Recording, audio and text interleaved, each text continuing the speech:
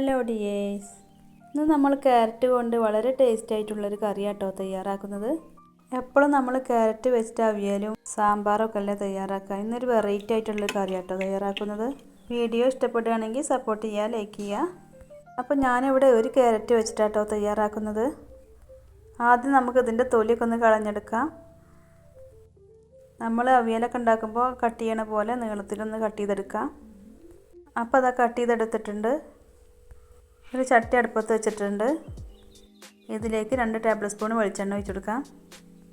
എണ്ണ നന്നായി ചൂടായി വന്നിട്ടുണ്ട്. ഇതിലേക്ക് ഒരു 4-5 ചെറിയ ഉള്ളിയാണ് ചേർത്തെടുക്കുന്നത്. ഉള്ളി കട്ട് ചെയ്യാതെ കേട്ടോ ഇട്ടെടുത്തിട്ടുള്ളത്. ഇനി ഇത് നന്നായിട്ടൊന്ന് വാട്ടിയെടുക്കാം.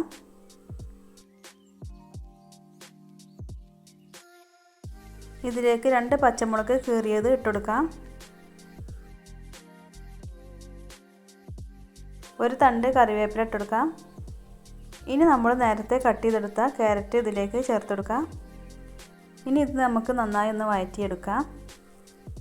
എണ്ണയിലിട്ട് നന്നായി ഒന്ന് വഴറ്റിയെടുത്തതിന് ശേഷം നമുക്കിതിലേക്ക് വേവിച്ചെടുക്കാൻ ആവശ്യത്തിനുള്ള കുറച്ച് വെള്ളം ഒഴിച്ചെടുക്കാം.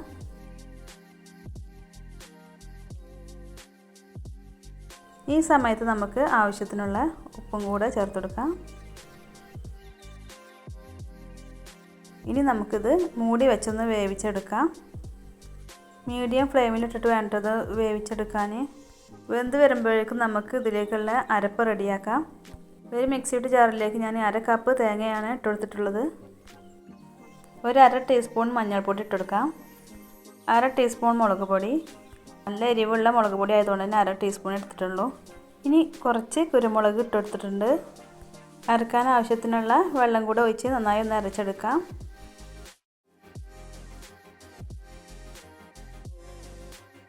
അപ്പോൾ ഇത് അരപ്പൊക്കെ അരച്ചെടുത്തിട്ടുണ്ട്. ഇനി നമുക്ക് ക്യാരറ്റൊക്കെ വെന്ത് വന്നിട്ടുണ്ടോ എന്ന് തുറന്ന് നോക്കാം. അപ്പോൾ അത് നന്നായിട്ട് വെന്ത് വന്നിട്ടുണ്ട്. ഇനി നമുക്കിതിലേക്ക് അരച്ചെടുത്ത തേങ്ങ ഒഴിച്ചെടുക്കാം.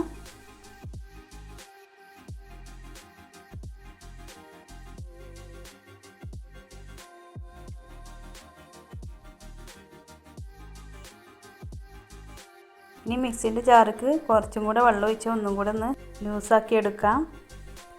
ഇനി ഇതിലുള്ള വെള്ളമൊക്കെ ഒന്ന് വറ്റിച്ചെടുക്കണം കേട്ടോ. കുറച്ച് ഇതിലുള്ള അരപ്പൊക്കെ ഒന്ന് ക്യാരറ്റൊക്കെ നന്നായി ഒന്ന് പിടിക്കും വേണം. ഇതൊരു മിനിറ്റ് ഒന്ന് മൂടി വെച്ചൊന്ന് വേവിച്ചെടുക്കാം. അപ്പോൾ ഇതിലുള്ള വെള്ളമൊക്കെ ഒന്ന് കുറുകി വന്നിട്ടുണ്ട് കേട്ടോ. ഇനി ഇതിലോട്ടൊരു 1/2 കപ്പ് തൈര് ഒഴിച്ചെടുക്കാം. തൈര് ഒഴിച്ചെടുക്കുമ്പോഴാട്ടോ അതിൻ്റെ ഒരു കറക്റ്റ് ടേസ്റ്റ് കിട്ടുക. തൈര് ഒഴിച്ച് കൊടുത്തതിന് ശേഷം നമുക്ക് സ്റ്റവ് ഓഫ് ചെയ്യാം. ഇനി ഒന്ന് കടുക് വറുത്തിടണം. അതിന് വേണ്ടിയിട്ട് ഞാനിവിടെ ചട്ടി വെച്ചിട്ടുണ്ട്. ഇതിലോട്ട് 2 ടേബിൾ സ്പൂൺ വെളിച്ചെണ്ണ ഒഴിച്ചെടുക്കാം. എണ്ണ ചൂടായതിന് ശേഷം കുറച്ച് കടുകും 2 വറ്റൽമുളകും കുറച്ച് കറിവേപ്പിലയും കൂടെ ഇട്ടെടുത്ത് നന്നായി ഒന്ന് വഴറ്റിയെടുക്കാം.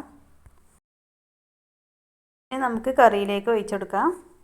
ക്യാരറ്റ് കൊണ്ടുള്ള നല്ല ടേസ്റ്റ് ആയിട്ടുള്ളൊരു കറി ഇവിടെ റെഡി ആയിട്ടുണ്ട്. അപ്പോൾ മറ്റൊരു വീഡിയോയുമായി വീണ്ടും വരാം. Okay, thank you.